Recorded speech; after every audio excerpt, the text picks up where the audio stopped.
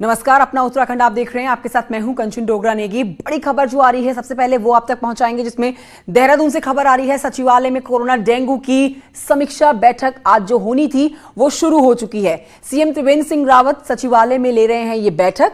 सभी जिलों के डीएम वीडियो कॉन्फ्रेंसिंग के जरिए उनके साथ जुड़े हुए हैं। मुख्य सचिव, स्वास्थ्य सचिव इस बैठक में हैं मौजूद। तो सचिवालय में कोरोना डेंगू की समीक्षा बैठक शुरू हो चुकी है। लगातार मानसून के दस्तक देने के बाद, बारिश आने के बाद डेंगू का खतरा बना हुआ है। कोरोना एक तरफ, दूसरी तरफ डेंगू का खतरा। इसी के मद्देनजर यह समीक्षा बैठक की जा रही है।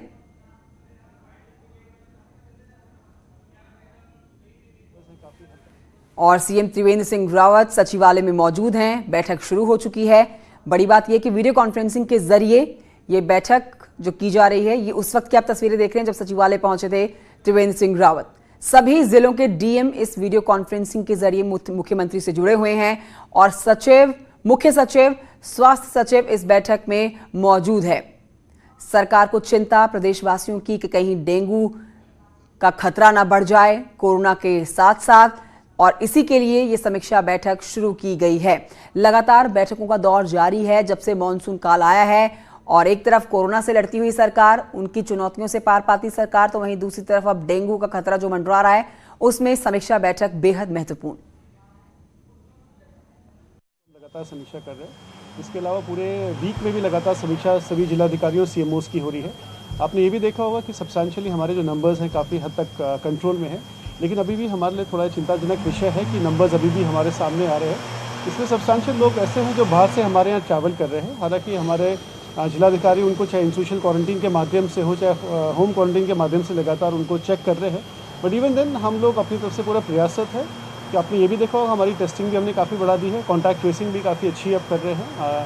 तो ये सारे प्रयास राज्य सरकार कर रही है कि किसी प्रकार से हम लोग इन्फेक्शन को और अधिक अपने कंट्रोल में ला सकें। तो डेंगू के खतरे से निपटने के लिए तो सरकार पूरी तरह से मुस्तैद, और आप सुन रहे थे कि टेस्ट बढ़ा दिए गए हैं। हर दिन जो टेस्ट हुआ करते थे अब उस संख्या में इजाफा कर दिया गया है।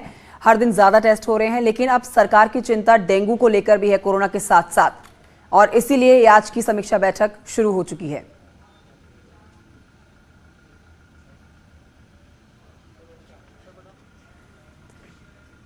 दीपांकर भट्ट मेरे सहयोगी और जानकारी के साथ इस खबर पर मौजूद है। दीपांकर, आप सचिवालय के बाहर से अगर मौजूद है तो क्या अपडेट अंदर से निकल कर आ रही है? बैठक शुरू हो चुकी है, कोई जानकारी? बिल्कुल कंचन, बैठक अब से कुछ देर पहले शुरू हुई है। मुख्यमंत्री त्रिवेंद्र सिंह रावत, मुख्य सचिव, स्वास्थ्य सचिव, सभी डिस्ट्रिक्ट के डीएम इस बैठक में मौजूद है। और बैठक से पहले जो हमारी बातचीत स्वास्थ्य सचिव और मुख्यमंत्री से हुई, स्वास्थ्य सचिव का यह मानना है कि जो लगातार अभी भी नंबर आ रहा है, लगभग एवरेज 60-70 के आसपास, वो चिंता का विषय है। हालांकि इसमें जो बड़ा नंबर है वो बाहर से आने वाले लोग अभी भी हैं, लेकिन अब उनका ये कहना है कि कॉन्टैक्ट ट्रेसिंग को और तेज किया जाएगा, सर्विलांस को और बढ़ाने की जरूरत है, और जो होम क्वारंटीन लोग हैं उनकी निगरानी बहुत जरूरी है। क्योंकि उधम सिंह नगर में कल जो 24 केसेस आए हैं वो कहीं पर बारात में शामिल हुए थे सभी लोग। तो इस तरह की स्थितियां ना रहे, तो अब ये बैठक अभी चल रही, लगभग 2 घंटे बैठक चलेगी। तो मुख्यमंत्री और स्वास्थ्य सचिव दोनों का एक ही मानना है कि सर्विलांस को और बढ़ाया जाए, कॉन्टैक्ट ट्रेसिंग और तेज की जाए, और सोशल डिस्टेंसिंग के जो नियम है सख्ती से लागू किया जाए। कंचन, दीपांकर, आप नजर बनाए रखिए इस बैठक पर। फिलहाल की जानकारी के लिए आपका बहुत शुक्रिया। काशीपुर से खबर, जहां पर शुक्रवार को 22 लोगों की कोरोना रिपोर्ट पॉजिटिव आने के बाद हड़कंप मच गया। 12 लोगों को इस वायरस का इन्फेक्शन तब होता है जब ये लोग रुद्रपुर में एक विवाह समारोह में शिरकत करने गए थे। बताया जा रहा है कि उस शादी में एक युवक दिल्ली से आया था, जिसने अन्य लोगों में ये फैला दिया वायरस। कोरोना के बढ़ते हुए मामलों को देखते हुए प्रशासन ने काशीपुर में आज सुबह 10 बजे से 13 जुलाई तक रात 12 बजे तक का लॉकडाउन लगा दिया है।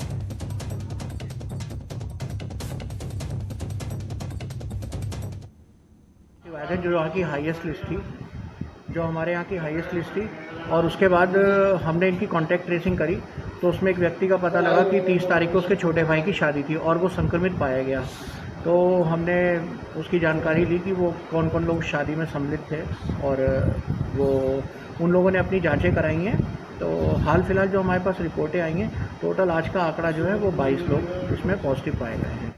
बुलेटिन में अब बात कोरोना अपडेट की। शुक्रवार को 68 नए केस सामने आए, जिसमें अब कुल मामले हो जाते हैं प्रदेश में 3373।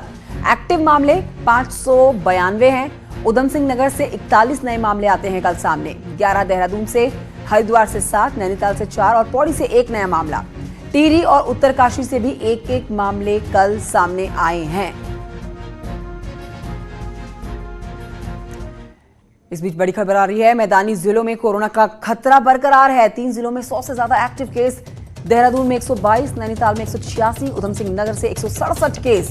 बागेश्वर और रुद्रप्रयाग में एक भी केस नहीं। कोरोना मुक्त हुआ बागेश्वर और रुद्रप्रयाग। तो वहीं अल्मोड़ा में 16, चमोली से 3, चंपावत से 11 एक्टिव केस हैं। और अगर हरिद्वार की बात करें तो यहां से 35, पौड़ी में 13, पिथौरागढ़ 5 एक्टिव मामले हैं। एक और बड़ी खबर आ रही है देहरादून से, जहां पर भारत नेट 2.0 पर सीएम करेंगे प्रेस कॉन्फ्रेंस और दोपहर 12 बजे होगी सचिवालय में प्रेस कॉन्फ्रेंस। केंद्र सरकार की तरफ से प्रोजेक्ट को मिली है मंजूरी और राज्य में आएगा 2000 करोड़ का निवेश। इसी को लेकर प्रेस कॉन्फ्रेंस होगी 12 बजे। तो 12 बजे होनी है ये बड़ी प्रेस कॉन्फ्रेंस। देहरादून से बड़ी खबर, जिसमें केंद्र सरकार की तरफ से प्रोजेक्ट को जो मंजूरी मिली है और राज्य में 2000 करोड़ का निवेश हुआ है। इसी के मद्देनजर मुख्यमंत्री त्रिवेंद्र सिंह रावत 12 बजे सचिवालय में करेंगे प्रेस कॉन्फ्रेंस। खबर प्रदेश के मौसम से जुड़ी हुई। उत्तराखंड मौसम विज्ञान केंद्र ने प्रदेश के कई जिलों में आज और कल भारी बारिश का अलर्ट जारी कर दिया है। मौसम विज्ञान केंद्र ने ऑरेंज अलर्ट जारी किया। बताया जा रहा है कि अगले 2 दिनों में प्रदेश के कई इलाकों में भारी बारिश हो सकती है, जिससे लैंडस्लाइड और रोड ब्लॉक जैसी घटनाएं बढ़ जाएंगी। सचिव आपदा प्रबंधन शैलेश बगोली कहते हैं कि मौसम विभाग लगातार आपदा प्रबंधन विभाग को मौसम की अपडेट भेज रहा है और ऐसे में विभाग के लोगों के अलर्ट पर रहने को कहा गया है।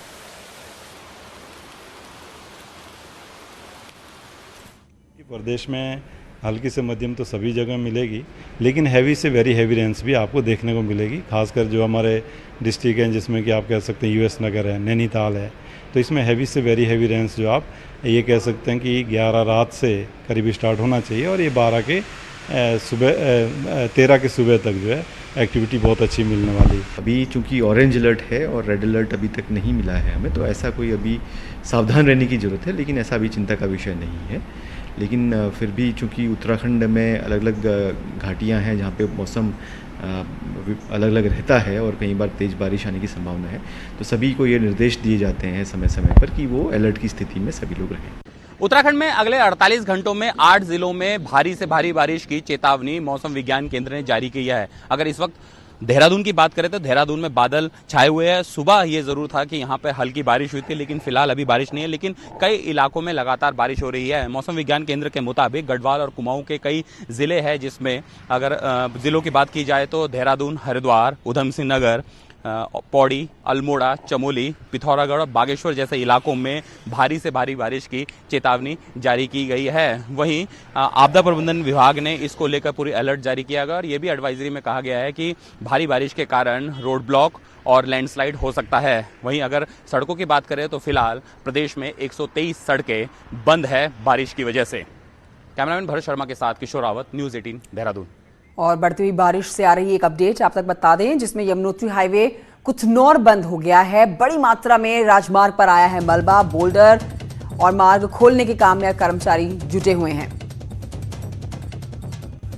तो हैवी रेनफॉल के चलते भूस्खलन, रास्तों का संपर्क गांव से शहरों से टूट जाना, लैंडस्लाइड होना, ये बहुत ही आम बात हो जाती है पहाड़ों पर। और अब देखिए ये जो बड़ी अपडेट है यमुनोत्री हाईवे को लेकर, जहां पर कुथनौर में ये बंद है। बड़ी मात्रा में राजमार्ग पर आया है मलबा। 70 विधानसभा क्षेत्रों में बीजेपी की वर्चुअल रैली शुक्रवार को पूरी हो गई, यानी कि कल सीएम त्रिवेंद्र सिंह रावत ने अपनी आखिरी रैली श्रीनगर विधानसभा क्षेत्र में की। वर्चुअल रैली में सीएम ने किसानों को सस्ते लोन, होम स्टे, कॉलेजेस में वर्चुअल क्लासेस की व्यवस्था की जानकारी दी। आपको बताएं कि सीएम त्रिवेंद्र सिंह रावत कुल 8 विधानसभा क्षेत्रों में रैली कर चुके हैं। इसे सफल बताते हैं सीएम ने कहा है कि वर्चुअल रैली में कार्यकर्ताओं से बात हुई और वहीं बात अब जनता तक भी पहुंचेगी। कार्यकर्ताओं के प्रोग्राम है बेसिकली, जो पार्टी के हमारे सक्रिय कार्यकर्ता होते हैं वो इससे जुड़ते हैं। साथ ही फेसबुक के माध्यम से और मीडिया भी इसको अच्छा कवर करता है, ये देखने में आया है। तो सरकार का एक संदेश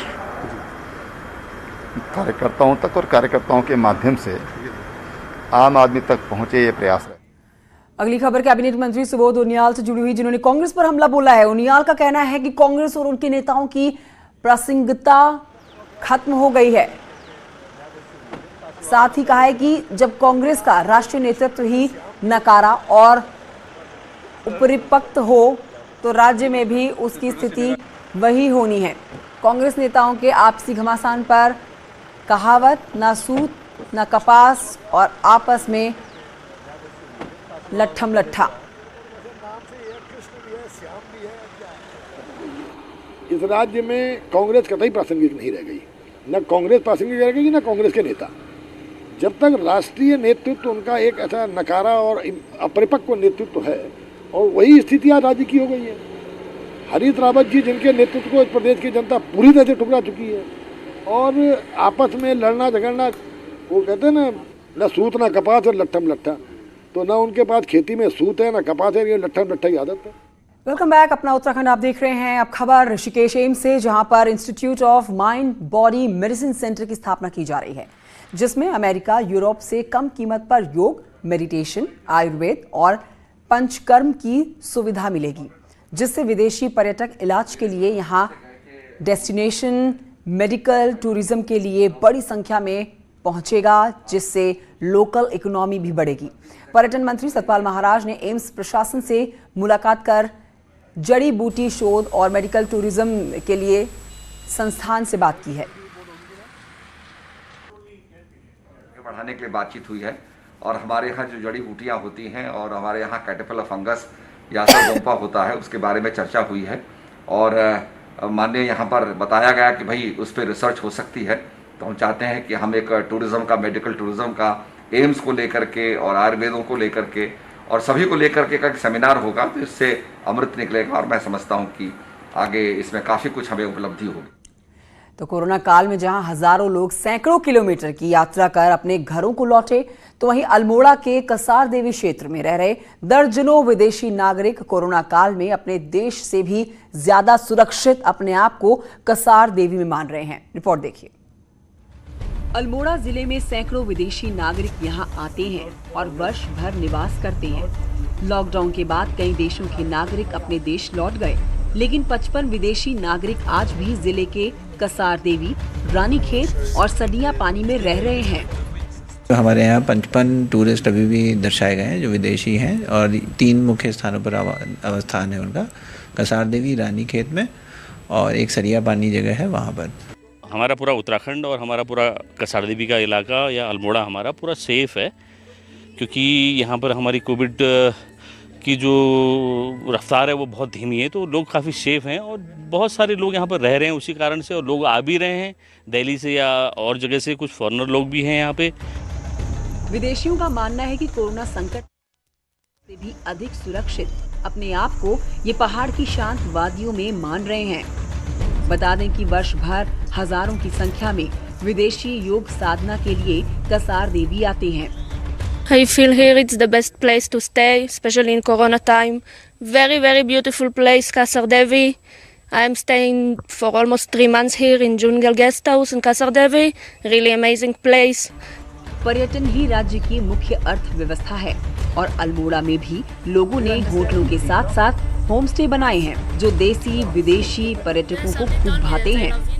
ये मेरे वहाँ तो लॉकडाउन होने से पहले से रुके हैं, तो लॉकडाउन भी रहा और उसके बीच में इनको कसार देवी अच्छा लगा तो ये रुके हैं, और 2-3 बार पहले भी आए लोग हैं। कोरोना संकट में विदेशियों का अपने देश नहीं जाना पर्यटन के लिए अच्छी खबर है। दुनिया भर में जहां कोरोना संकट से हाहाकार मचा है, तो वहीं पहाड़ों की शांत वादियों में इस तरह का कोई भी संकट नहीं है। न्यूज़ 18 के लिए अल्मोड़ा से किशन जोशी की रिपोर्ट। पहाड़ की पौराणिक चित्रकला की बात की जाए तो अब गांव तक ही सिमट कर नहीं रहेगी ये। चमोली जिले में इसके लिए अब एक बाजार मिल चुका है, जहां पर समाज कल्याण विभाग के माध्यम से बनाए गए अंबेडकर भवन पर इस कला से जुड़े लोगों के लिए न सिर्फ मुफ्त में दुकानें वितरित की जाएंगी, बल्कि उनको अपनी कलाकारी को और बेहतर बनाने का दिखाने का ये मौका मिला है जहां लोग अपनी कला के जरिए अपनी रोजी रोटी कमा सकते हैं।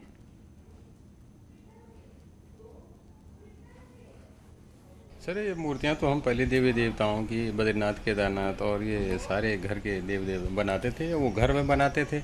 अब यहाँ पे सरकार की तरफ से एक बढ़िया सा मंच मिल गया हमको दुकान में। छोटे से ब्रेक के लिए रुक रहे हैं, जल्द लौटेंगे।